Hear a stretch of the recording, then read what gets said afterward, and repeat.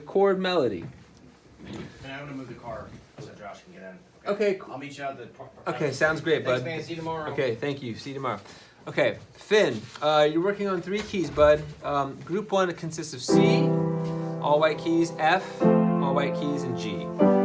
Now for each one, you're playing a 5-note scale, okay, with a half step from 3 to 4, and then a minor 5-note scale with a flat third, okay? Repeat that in F. It has a B flat. And then F minor will have a B flat and an A flat, 2 black keys.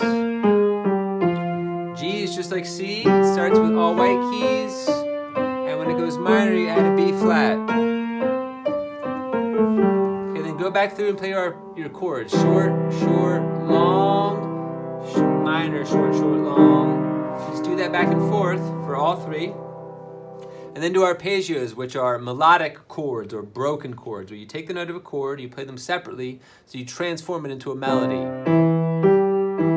I can sing that, but I can't sing that. Okay, and then a C minor. Okay, same thing with F and a G. Okay, so you have triads, arpeggios, and scales for all 3 of these keys. And then you have tricks, right? So your first trick is the descending bass line. We did this last week. So take a C minor and let the bass go down chromatically. That means 1 key at a time. Sounds good in major keys too. A lot of pop songs do this. Okay, repeat that for F major and minor and G major and minor. And make sure when you're in G, you go chromatically. That means the second note's an F sharp, not an F. Ultimately, when you're playing and you're having fun, just start experimenting. Anything goes on the keyboard, and you have a really good ear, so you can find stuff. You don't have to understand it, it just has to sound cool. If anything I've ever given you inspires you to try something new, try something, and keep going with it until you discover something interesting to yourself. Because the piano has that effect, it's like, it's so comfortable to play a piano. There's not that many barriers to playing a note, so you can just experiment with notes. I'm just trying to get your creative juices going a little bit and give you just a bare minimum of technique. So the other trick that we learned today, the only new trick, was you can play that same exercise with the right hand thumb going down instead of the left. And the left hand just stays on C. This is another really common way to do this trick. It's basically a walk down. You have a note that's walking down. And it sounds good on a major chord. So try it this way with C, F, and G major and minor. Remember, when I have to play black keys with my thumb, I shift up the keys. If I stay back here, I'm kind of dead in the water. Keyboard players are always moving back and forth this way. So if I start here, now when that B flat comes, I'm super comfortable. Okay, repeat that for F and G.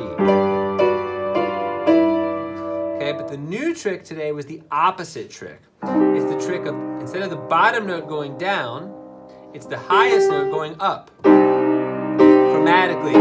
G sharp, A, B flat. Now again, G, G sharp, A, B flat. Try an F. That matters. Let's see. It's going to be a very interesting video. I think it's still going. Thanks, Finn. Okay. Try it in F.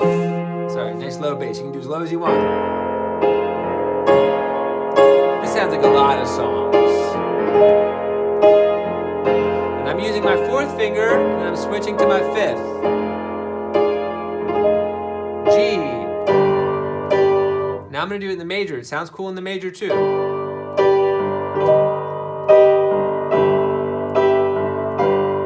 Sounds good as an arpeggio. All of these can be made into arpeggios like this.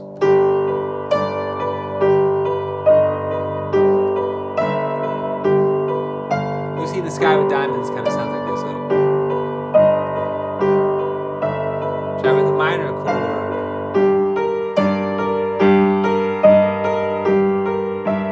You can do the arpeggio with the descending thing too.